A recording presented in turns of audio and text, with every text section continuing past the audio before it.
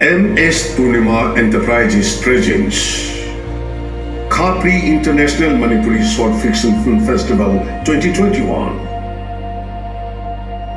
Organized by IPAK Films Production Manipur under the Aegis of Film Forum Manipur.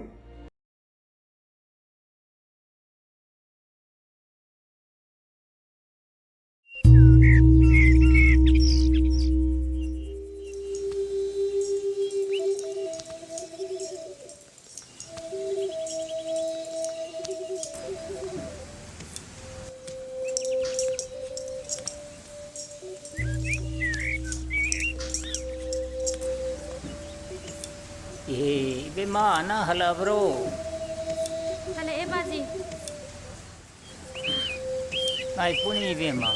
Nang na chalo bro na.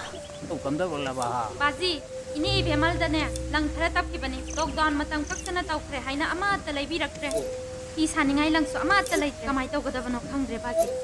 Wan thok pani da. Lanjen bi, gari ka mata pa dra bonang bo. Gari ka khara pa thong ni bema. Koi ma silo pa de.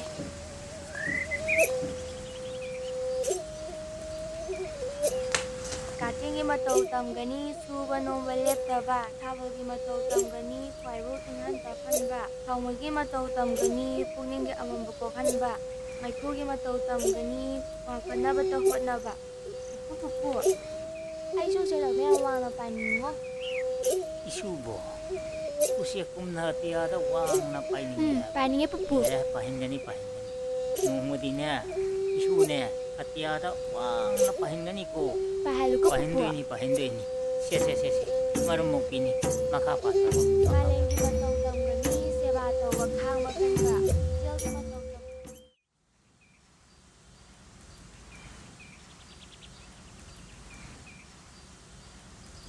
Baji, ai awang long ki ini bemal oi te phise amka thadok ki ge. Oh. Chalo. Hai. Ngana hello ko. Oi baji.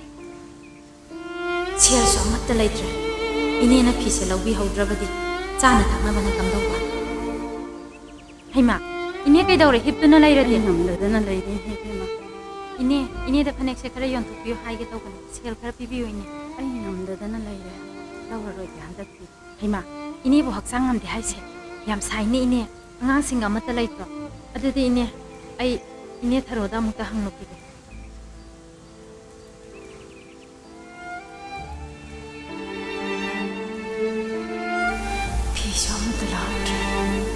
Kadai sing sak thongani tawisi. mai janglame Cha bu sak lame hai. Icha ki sak bijani.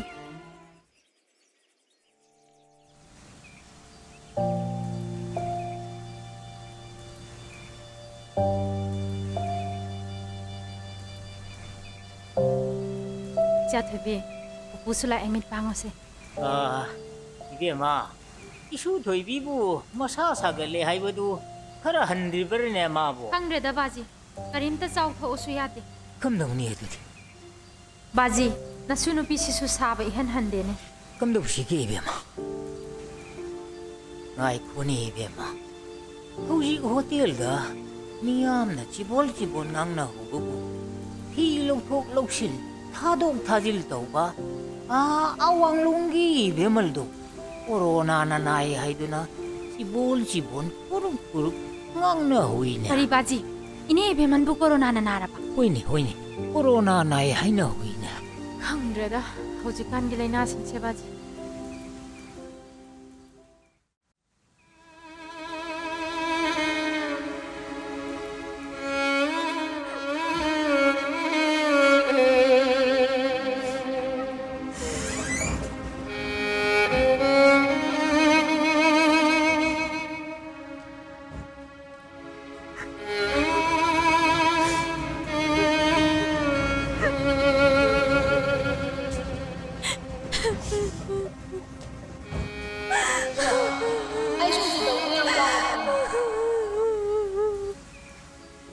Shudhani Shuna Doma Kupuda Hirambado Atiado Shiki Matahum na PainingE Hirambado Mashi Were Koshi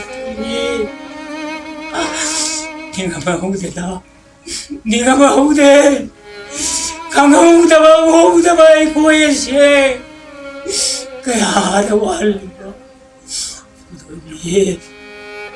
ay laibag kasi puto na tigrid ako kukuwi sutubi.